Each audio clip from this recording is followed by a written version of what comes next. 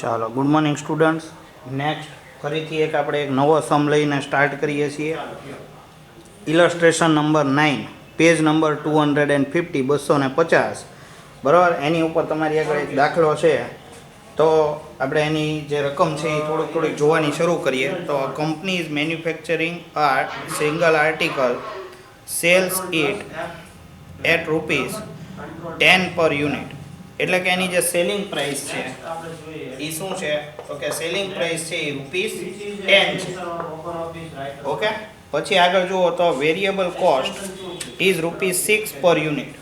Okay, તો variable cost છે એ તમારે લખવી પડે. એ કેટલી છે? તો તમારી આગળ છે ₹6. પછી આગળ વધો તો ફિક્સ કોસ્ટ છે એ ₹4000. ફિક્સ કોસ્ટ છે એ રૂપીસ કેટલી છે? ₹4000 પર એનમ. એટલે કે આ યરલી બેઝિસ ઉપર આપણને આપેલો ફિગર છે. આ ટોટલ કોસ્ટ છે આપણે. ઓકે, તો સૌથી પહેલા તમને જે ફાઇન્ડ આઉટ કરવાનું કીધું, શું ફાઇન્ડ આઉટ કરવાનું કીધું? તો કે PV ratio, profit volume ratio. હવે આ જે પ્રોફિટ વોલ્યુમ રેશિયો છે, જેને શોર્ટમાં પીવીઆર પણ કહેવામાં આવે છે. તો પીવીઆર ની ફોર્મ્યુલા શું છે? તો કે કોન્ટ્રીબ્યુશન એટલે કે C ડિવાઇડેડ બાય સેલ્સ એટલે કે S મલ્ટીપ્લાય બાય 100. આ રીતે તમારે ગણતરી કરવાની હોય. તો હવે કોન્ટ્રીબ્યુશન છે આપણે ફાઇન્ડ આઉટ કરવું પડે. તો સૌથી પહેલા આપણે કોન્ટ્રીબ્યુશન ફાઇન્ડ આઉટ કરી નાખીએ. કોન્ટ્રીબ્યુશન આપણે બધાને ખબર છે કે સેલ્સ માઈનસ વેરિયેબલ કોસ્ટ. એટલે કે સેલ્સ ની વેલ્યુ છે એ 10, વેરિયેબલ કોસ્ટ છે એ કેટલું છે? ₹6. એટલે કે કોન્ટ્રીબ્યુશન છે એ તમારું કેટલા રૂપીસનું થાય? તો કે ₹4 નું થાય. ઓકે, તો PV ratio PVR is equal to 4, contribution ના 4 અને divided by selling price ₹10 multiply by 100 કરશો તો તમારો આન્સર આવી જશે 40%. એટલે આપણે પ્રોફિટ વોલ્યુમ રેશિયો જે કાઉન્ટ કરવાનો હોય એ આપણે કાઉન્ટ કરી નાખેલ છે. એટલે આપણો અહીંયા ફર્સ્ટ પોઈન્ટ છે એ શું થઈ ગયો? કમ્પ્લીટ થઈ ગયો. પછી સેકન્ડ પોઈન્ટ છે એ તમે ચેક કરવા જાઓ તો સેકન્ડ પોઈન્ટ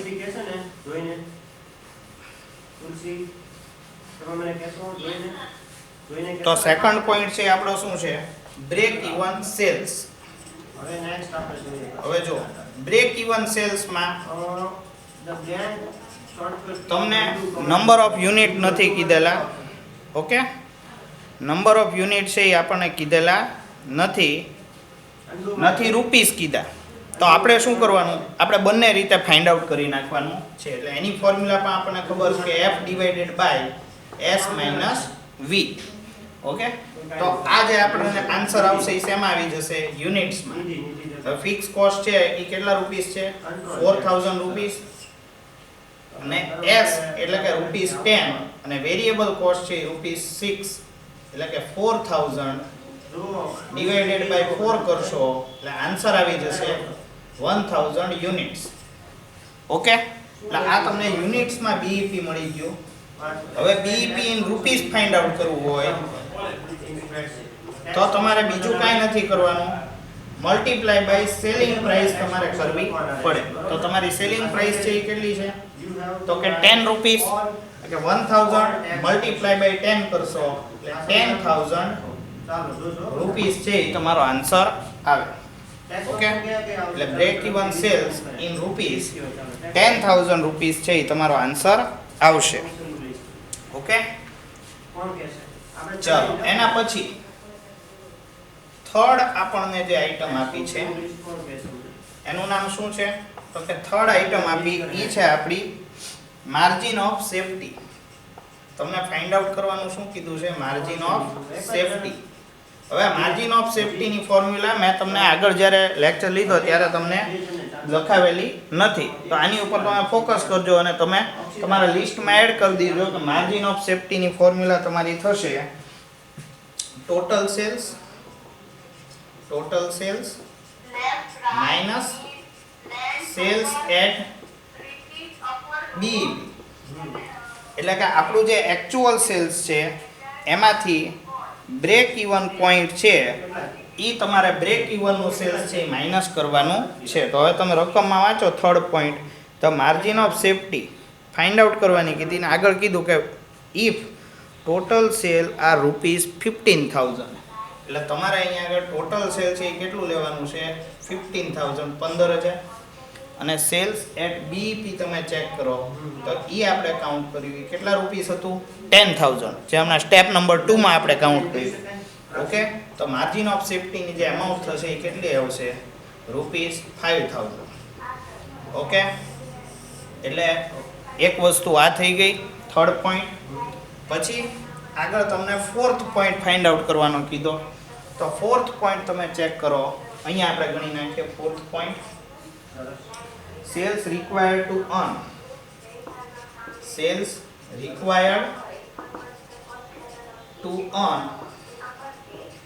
profit of ₹5,000. હવે આપણને બધાને ફોર્મ્યુલા એની ખબર છે. જ્યારે આ રીતનું કાંઈ હોય ત્યારે ફોર્મ્યુલા છે F + P divided by S - V. હવે F 4,000 રૂપીસ છે આપણને ખબર ફિક્સ કોસ્ટ, પ્લસ એનો જે પ્રોફિટ છે એ કેટલો છે 5,000 રૂપીસ છે. ઓકે, અને S - V એટલે કે સેલિંગ પ્રાઇસ છે એ આપણી 10 રૂપીસ છે, જ્યારે વેરિયેબલ કોસ્ટ આપણને આપી કેટલી છે 6 રૂપીસ. એટલે કે ટોટલ 9,000 ડિવાઇડેડ બાય 4 તમારો આન્સર આવે. બરાબર, એટલે 9,000 ડિવાઇડેડ બાય 4 કરો તમે એટલે તમારો આન્સર આવશે 2,250 યુનિટ્સ. ઓકે, અને સપોઝ તમારે એને રૂપીસમાં કાઉન્ટ કરવા છે, જો તમારે ઇન રૂપીસ ફાઇન્ડ આઉટ કરવું છે તો મલ્ટીપ્લાય બાય તમારી જે સેલિંગ પ્રાઇસ છે ₹10 પર યુનિટ આપણને આપેલી છે સેલિંગ પ્રાઇસ, એ તમે મલ્ટીપ્લાય કરી નાખો. ઓકે, 22,500 તમારો આન્સર આવી જશે. બુકમાં એક અલગ ફોર્મ્યુલા આપેલી છે જ્યાં તમે ડાયરેક્ટ જ કોન્ટ્રીબ્યુશન, જો આ બીજી ફોર્મ્યુલા છે બુકમાં ધ્યાન રાખવાનું. જો બીજી એક વસ્તુ આપણને જાણવા મળે છે તો તમે ઈ ફોર્મ્યુલા પણ યુઝ કરી શકો છો. ઓકે, જ્યાં આગળ તમને આપી દીધું છે કે contribution divided by profit volume ratio. Okay, તો આવી રીતના પણ તમે ફાઇન્ડ આઉટ કરી શકતા હો છો. કદાચ આ કોન્ટ્રીબ્યુશન તમારે વર્ડ નો યુઝ કરવો હોય તો F + P કરશો તો પણ આન્સર આવી જશે. F + P જોઈએ એટલે કે 4,000 + 5,000 divided by profit volume ratio આપણે 40% કાઉન્ટ કર્યો એટલે તમે 9,000 ડિવાઇડેડ બાય 40% કરશો તો પણ 22,500 તમારો આન્સર આવી જશે. ઓકે, એટલે આ રીતે પણ કાઉન્ટ કરી શકો છો અને આ જે આપણે રેગ્યુલર ફોર્મ્યુલાથી આપણે કાઉન્ટ કરતા હતા એ રીતે પણ કાઉન્ટ થઈ શકે છે. પણ ઘણીવાર એવું બને કે જ્યારે આપણી પાસે S - V એટલે કે કોન્ટ્રીબ્યુશન જ્યારે અવેલેબલ ન હોય, ખાસ યાદ રાખજો આ ક્યારે કામ લાગે આ ફોર્મ્યુલા, જ્યારે કોન્ટ્રીબ્યુશન અવેલેબલ નથી ત્યારે કોન્ટ્રીબ્યુશનની બદલે તમે શેનો યુઝ કરી શકો છો પ્રોફિટ વોલ્યુમ રેશિયોનો. ઓકે, જ્યારે S - V છે એ અવેલેબલ નથી, ઇન્ફોર્મેશન જ નથી દાખલામાં, તો આનો ઉપયોગ કરીને પણ તમે તમારી કેલ્ક્યુલેશન છે એ કરી શકતા હો છો. ઓકે, તમે તમારા રેકોર્ડને એસેન્ડિંગ અથવા ડિસેન્ડિંગમાં કન્વર્ટ કરી શકો. If you want to perform sorting, then the steps are first of all click on data menu. Okay, પછી તમે જોવા જાવ તો તમને લાસ્ટ પોઈન્ટ જે ફાઇન્ડ આઉટ કરવાનો કીધો એ શું છે? You can sort your record up to 4. The amount of profit And whenever you can click on OK button, then when the record is sorted by the specific order. Ascending sales is ₹15,000. હવે જો તમને એમ કીધું કે જ્યારે profit છે એ કેટલો હશે, જ્યારે તમારું સેલ્સ છે એ 15,000 હોય, તો જો તમારું 15,000 તમારું સેલ્સ હોય તો તમારે તમારો જે પ્રોફિટ વોલ્યુમ રેશિયો છે સૌથી પહેલા. હવે અહીંયા આગળ તો આપણે ઇન્કમ સ્ટેટમેન્ટ છે એ બનાવી નાખીએ. Anyone? હવે ઇન્કમ સ્ટેટમેન્ટમાં તમે ચેક કરશો તો sales માઇનસ વેરિયેબલ કોસ્ટ એટલે કે કોન્ટ્રીબ્યુશન મળી જશે. ઓકે, કોન્ટ્રીબ્યુશન માંથી ફિક્સ કોસ્ટ માઇનસ કરો તો શું મળી જાય આપણને? પ્રોફિટ મળી જતો હોય છે. હવે જો તમને ક્લિયર કટ અહીંયા સેલ્સ છે એ આપણને આપેલું છે, કેટલું છે? 15,000. જો તમને ફિફ્થ પોઈન્ટ, પાંચમા પોઈન્ટમાં કીધું તો amount of profit when sales is ₹15,000. જ્યારે 15,000 રૂપિયા તમારું સેલ હોય તો તમારી પ્રોફિટની વેલ્યુ કેટલી? ઓકે, તો તમારે ડાયરેક્ટલી 15,000 ના 40% કરો. આ કોન્ટ્રીબ્યુશન છે એ તમને મળી જશે. એટલે કે જ્યારે પ્રોફિટ વોલ્યુમ રેશિયો તમારો 40% છે તો 15,000 ના 40% કાઉન્ટ કરો એટલે કેટલું થઈ જાય? 6,000 રૂપીસ. ઓકે, ફરીથી એક વખત કહીશ તમને, કોન્ટ્રીબ્યુશન ફાઇન્ડ આઉટ કરવું હોય તો તમે સેલ્સ મલ્ટીપ્લાય બાય પીવીઆર છે એ તમે કરી શકતા હો છો. ઓકે, ફિક્સ કોસ્ટ છે એ એઝ ઇટ ઇઝ તમારી રહેશે 4,000 રૂપીસ. ઓકે, હવે આ બંનેનો ડિફરન્સ છે ઓટોમેટિકલી આપણને ખ્યાલ આવી જાય ને. 15,000 માંથી 9,000 માઇનસ થાય તો તમને 6,000 છે એ મળી જતા હોય છે. ફિક્સ કોસ્ટ છે એની વેલ્યુ કેટલી છે? તો કે 4,000 રૂપીસ. તો પ્રોફિટની વેલ્યુ કેટલી થઈ જાય? તો કે 6 માંથી 4,000 માઇનસ કરો 2,000 રૂપીસ છે એ તમારો પ્રોફિટ છે એ થઈ જતો હોય છે.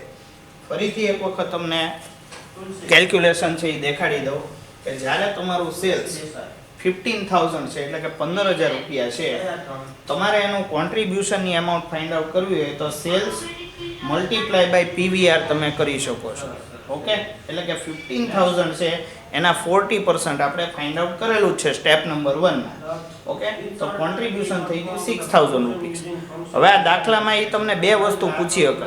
એણે આપણને શું પૂછ્યું? પ્રોફિટ પૂછ્યો. ઘણીવાર એવું પણ પૂછી શકે કે ફાઇન્ડ આઉટ વેરિયેબલ કોસ્ટ. શું કહી શકે? Find out variable cost and profit, આવો વર્ડ પણ યુઝ કરી શકાય. તો 15,000 માંથી પહેલા તો અહીંયા આગળ 6,000 આન્સર ક્યારે આવે? તો કે 15,000 માંથી 9,000 માઇનસ કરશો તો તમારો આન્સર છે એ 6,000 છે એ આવી શકતો હોય છે. પછી ફિક્સ કોસ્ટ જુઓ તો આપણને ફિક્સ કોસ્ટનો રૂલ ખબર જ છે કે fix cost always remain fix. એટલે કે 6,000 માંથી આપણી ફિક્સ કોસ્ટ હતી 4,000 રૂપીસ હતી, જે એઝ ઇટ ઇઝ રહેશે, એમાં કોઈ પણ પ્રકારનો ચેન્જ આવશે નહીં. તો 6,000 માંથી 4,000 માઇનસ થાય તો આપણને પ્રોફિટ કેટલો મળી જાય? 2,000 રૂપીસનો પ્રોફિટ છે એ મળી જતો હોય છે. આ રીતે આપણે આ દાખલાની છે એ કેલ્ક્યુલેશન કરવાની હોય છે. ઓકે, ચાલો તો આજના દિવસમાં આપણે આ એક દાખલો શીખ્યા અને ઘણી બધી નવી વસ્તુ આપણને જાણવા મળી. પહેલી વસ્તુ આપણને કઈ જાણવા મળી? તો કે પ્રોફિટ વોલ્યુમ રેશિયો આપણે કાઉન્ટ કર્યો. બરાબર, પ્રોફિટ વોલ્યુમ રેશિયો કાઉન્ટ કર્યા પછી આપણે બીજી એક વસ્તુ ફાઇન્ડ આઉટ કરતાં શીખ્યા એ છે માર્જિન ઓફ સેફ્ટી. એટલે કે ટોટલ સેલ્સમાંથી બ્રેક ઇવન પોઈન્ટનું સેલ્સ છે એ માઇનસ કરી નાખો એટલે એ મળી જાય. અને તમને થોડુંક જો ટ્વિસ્ટ કરીને પૂછવામાં આવે તો તમને જ્યારે સેલ્સની એમાઉન્ટ 15,000 અથવા 15,000 રૂપિયા હોય તો એનો પ્રોફિટ છે એ કઈ રીતે ફાઇન્ડ આઉટ કરવો? તો મેં તમને કહી દીધું કે સેલ્સ મલ્ટીપ્લાય બાય પીવીઆર કરો એટલે શું મળી જાય? કોન્ટ્રીબ્યુશન છે એ મળી જતું હોય છે. એટલે કે 15,000 ના 40% કરીએ તો 6,000 રૂપીસ મળે. એટલે ઓટોમેટિકલી તમને વેરિયેબલ કોસ્ટ છે એ શો થઈ ગઈ. કેટલી? 9,000 રૂપીસ. પછી તો કે કોન્ટ્રીબ્યુશનમાંથી ફિક્સ કોસ્ટ તો ઓલવેઝ રિમેઇન ફિક્સ્ડ, તો 6,000 માંથી ફિક્સ કોસ્ટના 4,000 તમે માઇનસ કરી નાખો કોન્ટ્રીબ્યુશનમાંથી એટલે તમને શું મળી જાય? પ્રોફિટ મળી જતો હોય છે. એટલે મેં તમને જ્યારે આપણે સ્ટાર્ટ કર્યું ને ત્યારે કીધું હતું કે ઇન્કમ સ્ટેટમેન્ટ છે એ તમારો પાયો છે. ઓકે, જો ઇન્કમ સ્ટેટમેન્ટ તમને આવડતું હોય તો પ્રોફિટ ફાઇન્ડ આઉટ કરવો કેટલો ઇઝી થઈ ગયો જોયું. ઓકે, તો આપણે આ બધી બાબતોને ધ્યાનમાં રાખીને તૈયારી કરવાની છે. ચાલો તો અત્યારે આટલું રાખીએ આમાં. ઓકે, એક વખત છે એ તમને દાખલાની રકમ છે એ દેખાડી દઉં સરખી રીતે. ઓકે, any function ચલો. there